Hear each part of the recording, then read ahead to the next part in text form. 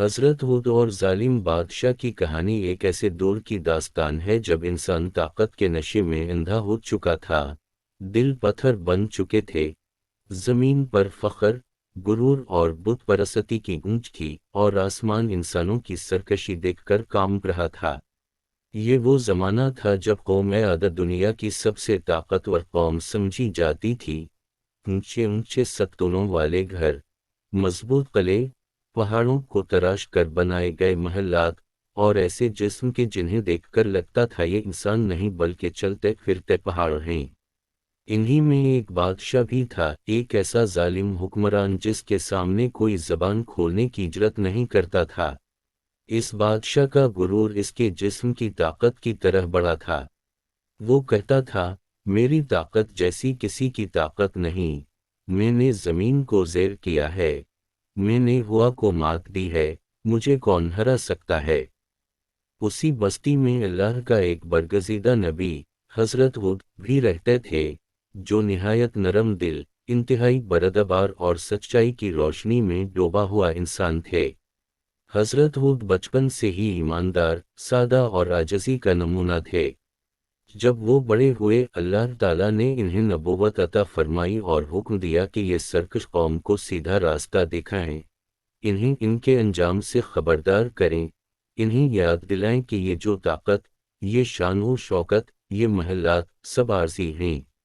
ایک دن حضرت ہود قوم عاد کے عظیم الشان بازار کے بیچ کھڑے ہوئے۔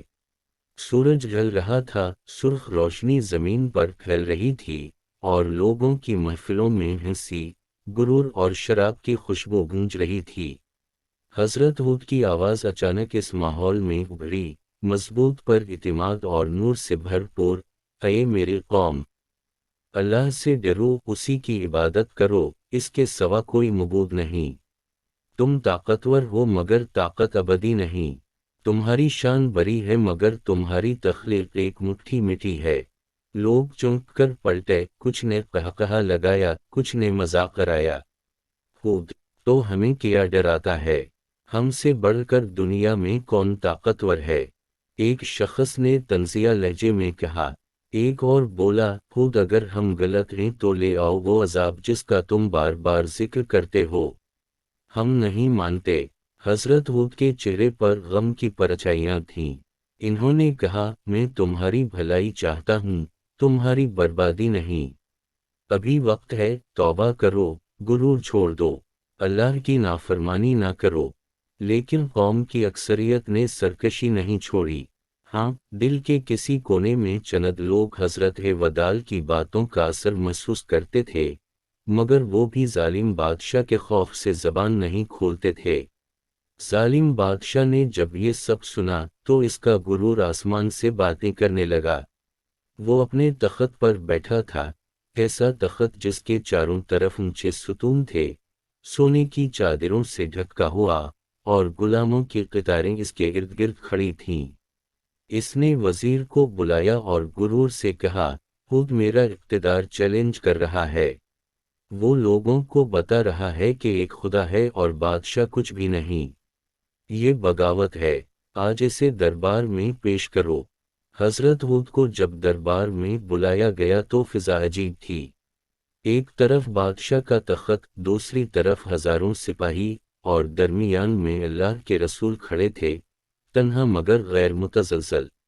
بادشاہ نے غرور سے کہا، ہود، تو کہتا ہے کہ ہم غلط ہیں، تو کہتا ہے کہ ہم پر عذاب آئے گا، بتا ہمیں کون شکست دے سکتا ہے؟ ہم تو ایسی عمارتیں بناتے ہیں جنہیں دیکھ کر دنیا کے دل دہلتے ہیں، ہم پہاڑوں کو تراشتے ہیں، ہواؤں کو چیرتے ہیں۔ حضرت ہود نے سکون سے جواب دیا، طاقت تمہاری نہیں، اللہ کی ہے۔ تم جو کچھ بھی رکھتے ہو وہ اس کی عطا ہے، اگر وہ چاہے تو ایک جھونکا تمہاری سلطنت کو راکھ بنا دے۔ میں تم پر رحم کے لیے آیا ہوں، تم سے کہتا ہوں کہ اللہ سے ڈرو۔ یہ سن کر پوری عدالت میں قہقہے گونج اٹھے۔ بادشاہ نے کہا، ہود، اگر تیرا رب سچا ہے تو ہم پر عذاب لے آ، ہم دیکھیں گے۔ حضرت ہود نے رنج سے سر جھکا کر کہا، تم نے اپنے لیے بربادی خود چن لی ہے۔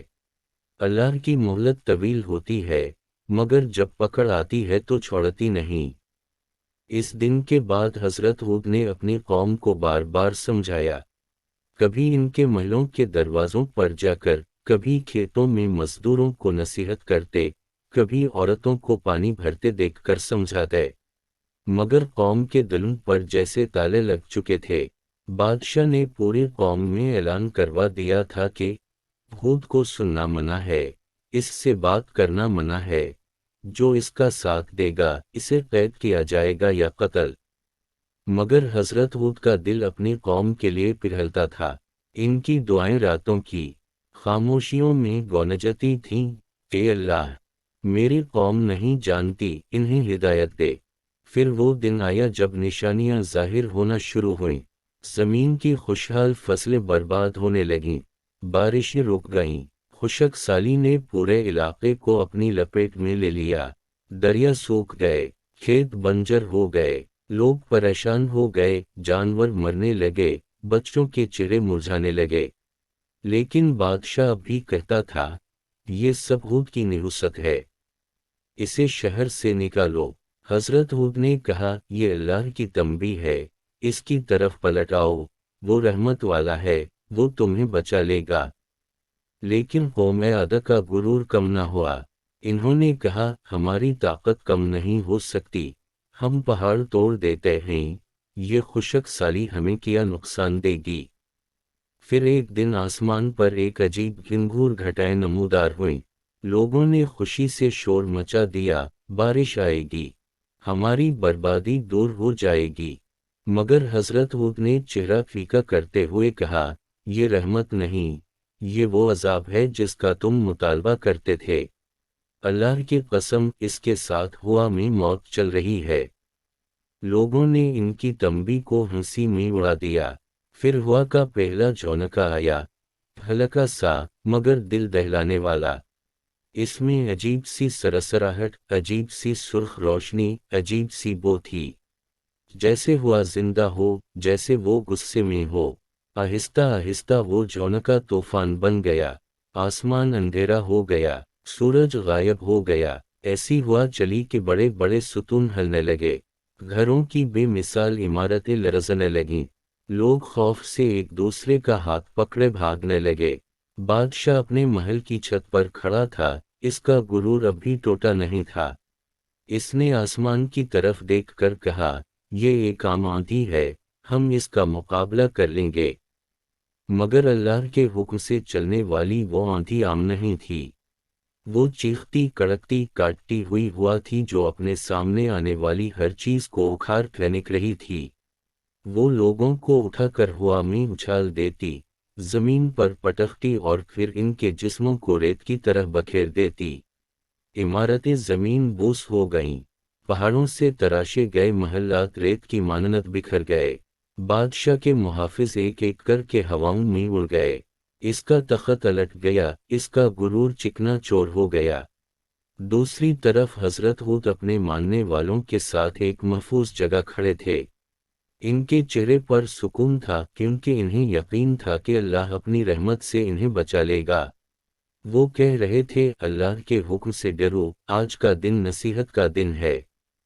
8 دن اور 7 راتیں وہ ہوا چلتی رہی، ایسی ہوا کہ تاریخ میں اس جیسی ہوا نہ کبھی آئی نہ کبھی آئے گی۔ جب عذاب ختم ہوا تو زمین پر خاموشی تھی، ایک ایسی خاموشی جس میں موت کی جھنکار سنائی دیتی تھی۔ پوری قوم بادشاہ سمیت صفحہ ہستی سے مٹ چکی تھی، بس حضرت ہود اور وہ چند لوگ زندہ بچے جنہوں نے اللہ پر ایمان لایا تھا۔ حضرت ہود نے روتے ہوئے تباہ شدہ بستی پر نظر ڈالی اور کہا، اے میری قوم، کاش تم سمجھ لیتے، کاش تم غرور چھوڑ دیتے، کاش تم اللہ کے آگے جھک جاتے۔ یہ کہانی انسان کو بتاتی ہے کہ طاقت ہمیشہ اللہ کی ہوتی ہے، انسان کی نہیں۔ غرور انسان کو اٹھاتا نہیں بلکہ گراتا ہے۔ اللہ کی پکڑ خاموش مگر سخت ہوتی ہے، جو اللہ کے آگے جھکتا ہے وہی بچتا ہے، جو سر اٹھا کر چلتا ہے وہ ہواؤں میں اڑ جاتا ہے۔ یہ ہے حضرت ہود اور ظالم بادشاہ کی وہ کہانی جو آج بھی انسان کو جھنجھوڑتی ہے۔ کہ سچی بادشاہی صرف اللہ کی ہے اور انسان بس ایک مسافر ہے جسے کبھی نہ کبھی اپنے رب کے سامنے جواب دینا ہے۔